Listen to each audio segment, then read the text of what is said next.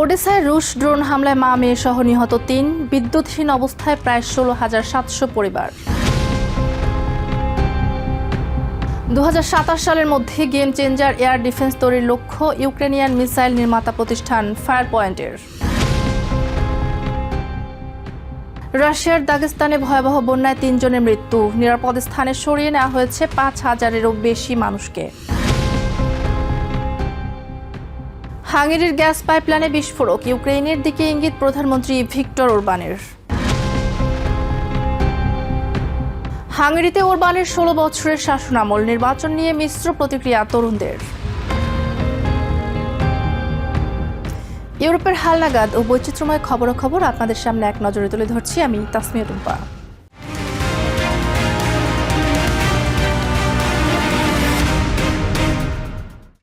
ইউক্রেনের গুরুত্বপূর্ণ বন্দরনগরী ওডেসায় সোমবার রাতে রুশ ড্রোন হামলায় এক নারী ও তার ২ বছরের কন্যা শিশুসহ অন্তত ৩ জন নিহত হয়েছেন। ওডেসার আঞ্চলিক গভর্নর ওলেহ কিপার জানান, ওই হামলায় আবাসিক ভবন ও বিদ্যুৎ অবকাঠামোর পাশাপাশি একটি কিন্ডারগার্টেনও ক্ষতিগ্রস্ত হয়েছে। বিদ্যুৎ সরবরাহকারী প্রতিষ্ঠান ডিটিইকে জানিয়েছে, ড্রোন হামলার ফলে প্রায় ১৬,৭০০ পরিবার বর্তমানে বিদ্যুৎহীন অবস্থায় রয়েছে। ক্ষয়ক্ষতি ব্যাপক হয়, পরিস্থিতি স্বাভাবিক হতে দীর্ঘ সময় লাগতে পারে। উদ্ধারকর্মীরা ধ্বংসস্তূপ সরিয়ে আটকে পড়াদের উদ্ধারে তৎপরতা চালিয়ে যাচ্ছেন। যুদ্ধের ৫ম বছরে এসে ওডেসার মতো কৌশলগত ও গুরুত্বপূর্ণ লজিস্টিক হাবগুলোতে হামলার তীব্রতা আরও বাড়িয়ে দিয়েছে রাশিয়া। রুশ আকাশসীমা ও ড্রোন হামলার মোকাবিলায় ইউক্রেন এবার নিজস্ব প্রযুক্তিতে শক্তিশালী এবং সাশ্রয়ী আকাশ প্রতিরক্ষা ব্যবস্থা তৈরির পথে হাঁটছে। ইউক্রেনিয়ান মিসাইল নির্মাতা প্রতিষ্ঠান ফায়ার পয়েন্ট জানিয়েছে, তারা ২০২৭ সালের মধ্যে এমন একটি সিস্টেম তৈরি করবে যা পশ্চিমা প্যাট্রিয়ট মিসাইলের বিকল্প এবং অনেক বেশি সস্তা হবে। সংশ্লিষ্টদের ধারণা, যুদ্ধের ময়দানে পরীক্ষিত এই প্রযুক্তি বদলে দিতে পারে আগামীর প্রতিরক্ষা ব্যবস্থাকে। ইউক্রেনের তৈরি ফ্ল্যামিঙ্গো ক্রুজ মিসাইল ইতিমধ্যেই যুদ্ধের ময়দানে নিজের সক্ষমতা প্রমাণ করেছে। তবে এবার আরও বড় লক্ষ্যে এগোচ্ছে নির্মাতা প্রতিষ্ঠান ফায়ার পয়েন্ট। প্রতিষ্ঠানটির লক্ষ্য আগামী ২০২৭ সালের মধ্যে প্রথম ব্যালিস্টিক মিসাইল প্রতিহত করার সক্ষমতা অর্জন করা। We plan to intercept first ballistic missile in the end of 2027.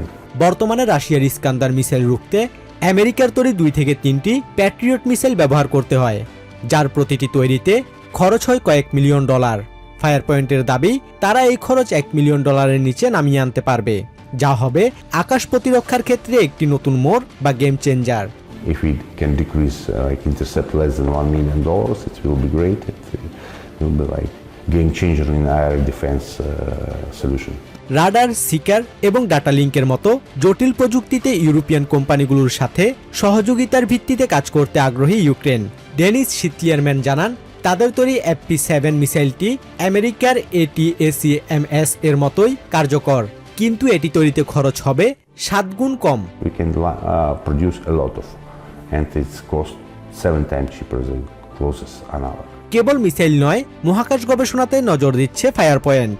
তারা এমন কার্বন উইন্ডিং মেশিন তৈরি করেছে যা দিয়ে বিশাল রকেট বুস্টার তৈরি করা সম্ভব। এটি দিয়ে ভবিষ্যতে কক্ষপথে ছোট ছোট স্যাটেলাইট পাঠানো যাবে, যা যুদ্ধকালীন যোগাযোগ এবং গোয়েন্দা নজরদারিতে গুরুত্বপূর্ণ ভূমিকা রাখবে। And it's like 2 of this rocket booster can deliver on the low orbit bunch of satellites. যুদ্ধের কঠিন অভিজ্ঞতায় ইউক্রেনকে আজ সাশ্রয়ী প্রতিরক্ষা প্রযুক্তির উদ্ভাবক বানিয়ে দিয়েছে। ২০২৭ সালের লক্ষ্যমাত্রা পূরণ হলে ইউক্রেন কেবল নিজের আকাশই রক্ষা করবে না, বরং পরিণত হতে পারে বিশ্বজুড়ে সাশ্রয়ী প্রতিরক্ষা অস্ত্রের এক বড় বাজারে। Basudebnath, TVN24 news desk. রাশিয়ার ককেসাস অঞ্চলের দাগেস্তানে টানা ভারী বর্ষণে সৃষ্ট ভয়াবহ বন্যায় অন্তত ৩ জনের মৃত্যু হয়েছে। রবিবার পর্যন্ত এই দুর্যোগে 4টি বসতি থেকে ৫,০০০-এরও বেশি মানুষকে নিরাপদ স্থানে সরিয়ে নেওয়া হয়েছে। রাশিয়ার মিনিস্ট্রি অব ইমার্জেন্সি জানিয়েছে, ভারী বৃষ্টিতে ২,০০০-এরও বেশি আবাসিক ভবন ও ব্যক্তিগত বাড়িঘর প্লাবিত হয়েছে। দাগেস্তানের রাজধানী মাখাচকালায় পানির তোড়ে একটি বহুতল ভবন ধসে পড়ে। কর্মকর্তাদের অবহেলার অভিযোগে দেশটির তদন্ত কমিটি একটি ফৌজদারি মামলা দায়ের করেছে। এর আগে গত 28 মার্চ দাগেস্তানে জরুরি অবস্থা জারি করা হয়। বন্যায় বিদ্যুৎ বিপর্যয়ের কারণে 327,000-এরও বেশি মানুষ অন্ধকারে রয়েছেন।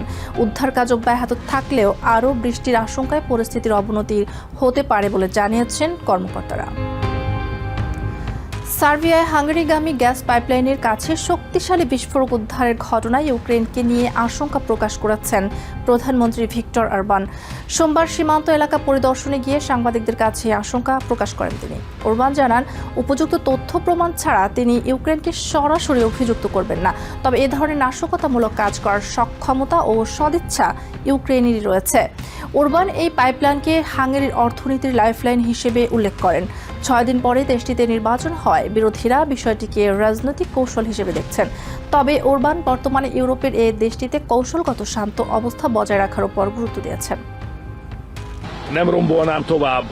যথেষ্ট তথ্য প্রমাণ ছাড়া ইউক্রেনকে অভিযুক্ত করে আমি দ্বিপাক্ষিক সম্পর্কের ক্ষতি করতে চাই না। তবে এটি অস্বীকার করার উপায় নেই, সাম্প্রতিক ঘটনাবলীর সাথে এই পরিস্থিতির মিল রয়েছে। ইউক্রেনের এ ধরনের কাজ করার সক্ষমতা ও সদিচ্ছা উভয়ই রয়েছে। হাঙ্গেরিতে দীর্ঘ 16 বছরের অরবান শাসনের সামনে এবার কঠিন চ্যালেঞ্জ। রবিবারের সাধারণ নির্বাচনকে ঘিরে দেশটিতে বইছে পরিবর্তনের হাওয়া, যার নেতৃত্বে রয়েছেন হাঙ্গেরির তরুণ প্রজন্ম। কেউ চাইছেন নতুন এক হাঙ্গেরি, আবার কেউ আস্থা রাখছেন ভিক্টর অরবানের অভিজ্ঞ নেতৃত্বে। নির্বাচন নিয়ে উত্তাল এখন বুদাপেস্টের রাজপথ।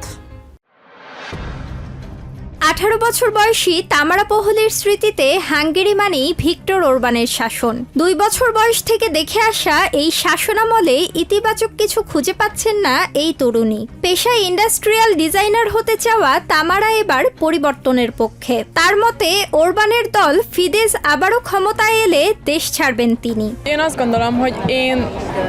আমার বয়স যখন 2 বছর তখন থেকেই হাঙ্গেরিতে অরবানের শাসন। আমি এর বাইরে অন্য কিছু দেখিনি। আমি এই দেশেই থাকতে চাই, এখানেই কাজ করতে চাই। কিন্তু আবারও যদি অরবানের দল ক্ষমতায় আসে তবে আমি নিশ্চিতভাবেই হাঙ্গেরি ছেড়ে বিদেশে চলে যাব। আমি এমন এক দেশে থাকতে চাই না যেখানে পরিবর্তনের কোনো জায়গা নেই। কেবল তামারাই নন, 21 বছর বয়সী কিক বক্সার জোল্ট ইস্তভান জোল্ডিও পরিবর্তনের পক্ষে। তবে তার পছন্দ উগ্র ডানপন্থী আওয়ার হোমল্যান্ড দল। তার মতে অরবানের সরকার দুর্নীতিবাজ আর সেকেলে একদল প্রবীণ মানুষের সমষ্টি, যারা আধুনিক হাঙ্গেরির শিক্ষা ও স্বাস্থ্য ব্যবস্থাকে ধ্বংস করে দিয়েছে। আমাদের হাসপাতাল, শিক্ষা এবং গণপরিবহনের অবস্থা এখন ভয়াবহ। গত 16 বছরের সরকার এগুলো উন্নত করতে পারেনি। তরুণদের কাছে বর্তমান সরকার মানেই একদল দুর্নীতিবাজ আর সেকেলে বুড়ো মানুষ।